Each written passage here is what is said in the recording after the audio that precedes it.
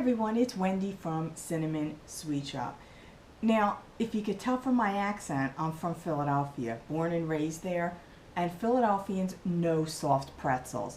We know them back and forth, upside down, forward side up, any way we know it.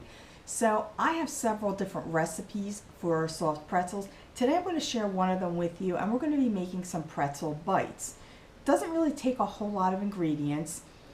Does take a little extra time because we're going to be using yeast in it, so we will have to let it rise. But to make this, I do have some flour. Now, I always use my whole wheat pastry flour. You can use your all-purpose flour, a little bit of sugar, salt, yeast, and for the topping, we're going to be using some baking soda. I also have water, and we're going to be using water in both the dough, and then we're going to need some more water for the topping as well.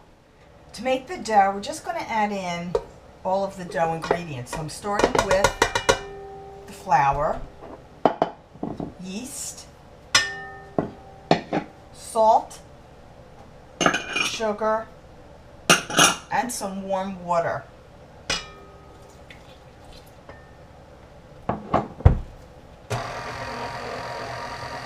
Now I combined the ingredients just until the dough is well combined, and it should be a very soft dough. I'm going to knead this for about 5 minutes on a lightly floured surface. So here we have our dough, and I'm going to place it in a lightly greased bowl, cover it with some plastic wrap, and keep it in a warm place for about 30 minutes. While waiting for your dough to rise, this is a good time to make the topping. And I have about a cup of boiling hot water to my baking soda. And I'm going to mix this together. Then I'm going to let this cool to at least lukewarm, if not cooler than that. So I'm going to let this sit for a little while. After about 30 minutes, you'll notice your dough should have doubled in size. If it didn't double, then it may have been bad yeast. Divide the dough into 6 equal pieces. Then roll the 6 equal pieces of dough into 12 to 15-inch ropes.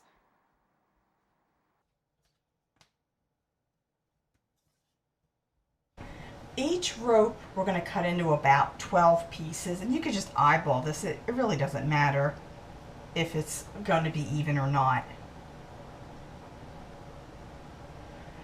Now I'm going to take the cooled baking soda water combo, pour it into about a 9 by 13 inch pan. I'm going to put the pretzel bites inside the pan.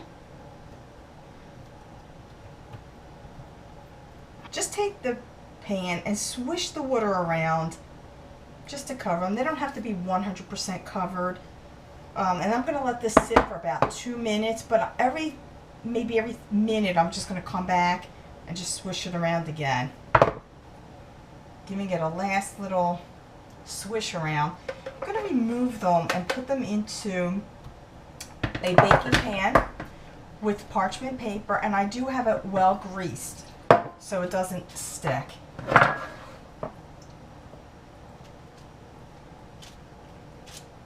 I took some kosher salt. You can use coarse salt or pretzel salt. And I'm just going to sprinkle all the pretzels with some of the salt. I don't really like a lot of salt on my pretzels. It's up to you how much salt you want to put on it. I just like just enough. I'm going to bake these in a 400-degree oven, preheated oven, for about 12 to 15 minutes. You want them to be a golden brown, not well done or burnt.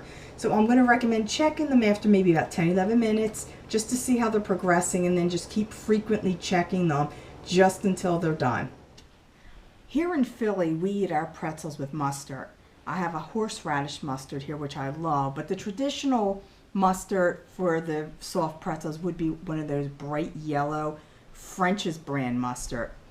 So for this recipe, the measurements, and all my other recipes, make sure you go to cinnamonsweetshop.com and subscribe to this website for more upcoming baking projects, recipes, cookie and cake decorating, etc., etc., etc. See you next week.